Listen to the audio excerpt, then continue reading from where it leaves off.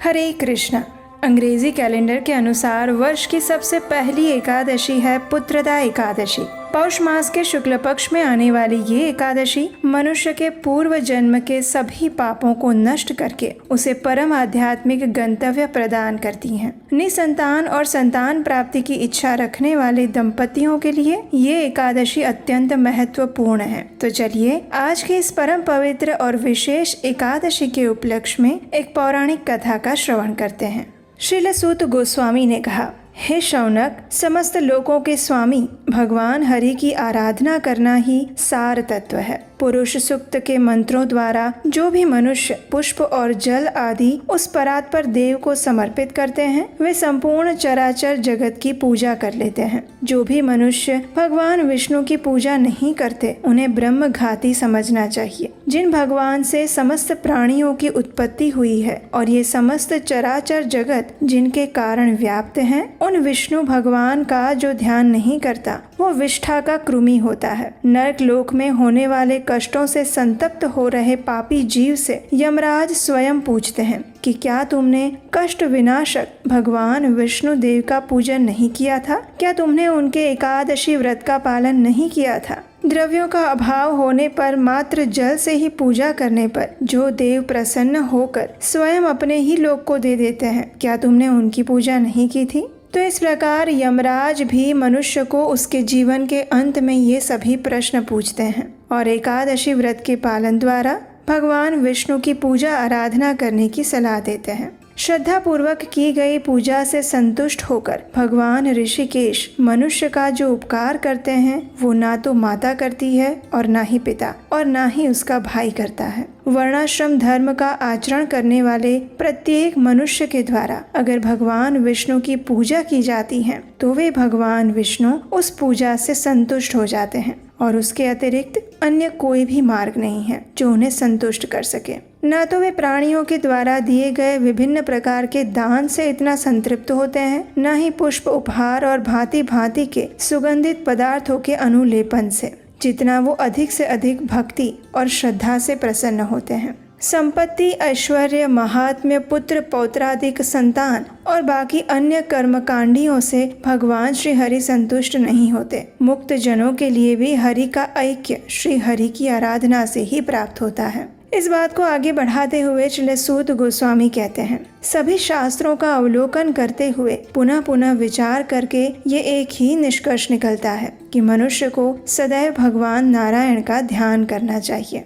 आलोक्य सर्वशास्त्राणि विचार्य च पुनः पुनः इदमेकं सुनिष्पन्नं ध्येयो नारायणः सदा।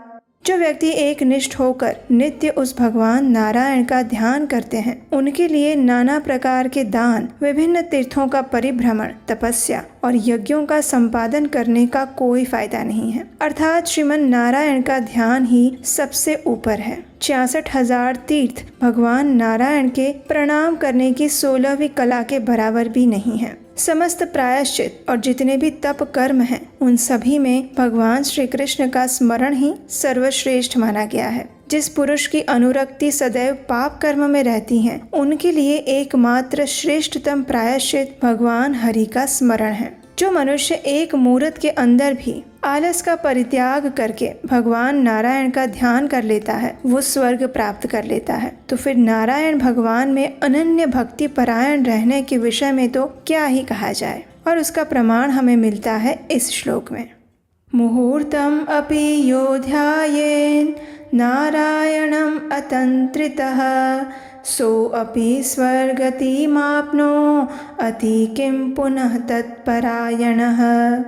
यानी जो मनुष्य योग परायण है अथवा योग सिद्ध है उसकी चित्त वृत्ति जागते, स्वप्न देखते और सुषुप्त अवस्था में भगवान अच्युत के ही आश्रित होती है। उठते, गिरते, रोते, बैठते, खाते हर समय वो भगवान गोविंद, माधव, विष्णु भगवान का स्मरण करता है।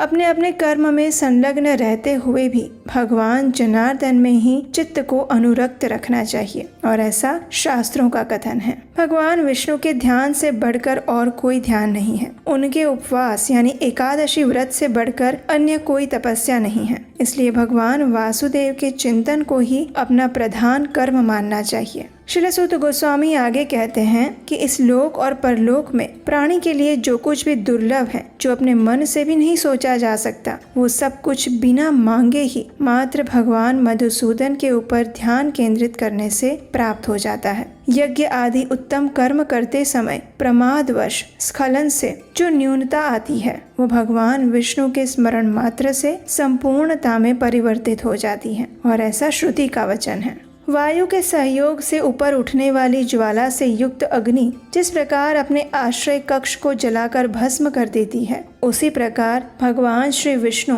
योगी के समस्त पापों को भस्म कर देते हैं। जैसे अग्नि के संयोग से सोना मल रहित हो जाता है, वैसे ही मनुष्यों का मल भगवान वासुदेव के सानिध्य से नष्ट हो जाता है। हजारों बार गंगा स्नान और करोड़ों बार पुष्कर नामक तीर्थ में स्नान करने से जो पाप नष्ट होते हैं, वे मात्र भगवान हरि का स्मरण करने से तुरंत नष्ट हो जाते हैं। हजारों प्राणायाम करने से जो पाप नष्ट होते हैं, वही पाप क्षण मात्र भगवान हरि का ध्यान करने से निश्चित ही समाप्त हो जाते हैं। जिस मनुष्य के हृदय में भगवान केशव विराजमान है, उसके मानस पर उन दुष्ट उक्तियों और पाखंड का कोई प्रभाव नहीं पड़ता। जिस समय हरि का स्मरण किया जाता है, वही तिथि, वही दिन, वही रात्रि, वही योग, वही चंद्रबल और वही लग्न सर्वश्रेष्ठ है। जिस मुहूर्त या क्षण में वासुदेव का चिंतन नहीं होता, वह मुहूर्त या क्षण हानि का समय है और अत्यंत व्यर्थ है। वो किसी भी प्रकार के लाभ से रहित होने के कारण मूर्खता और मूकता का समय है।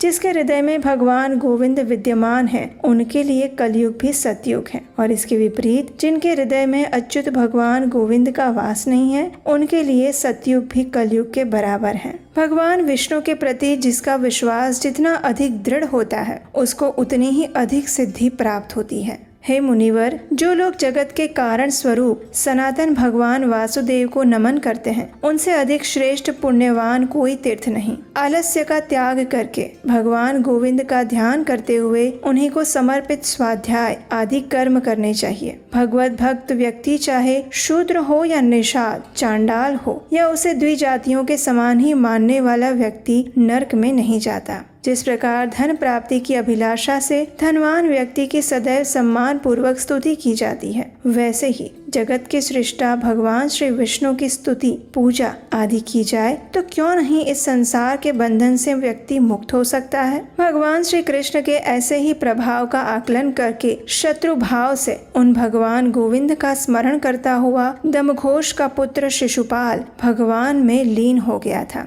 यदि कोई मनुष्य भक्ति भाव से विष्णु परायण है तो उसके विषय में क्या ही कहना, उसकी मुक्ति तो पहले से ही सुनिश्चित हो जाती है।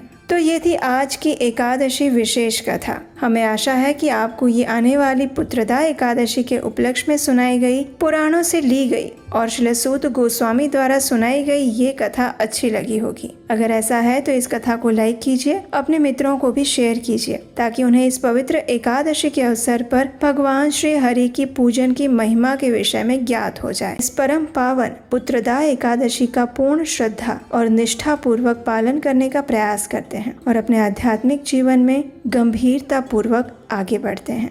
हरे कृष्णा।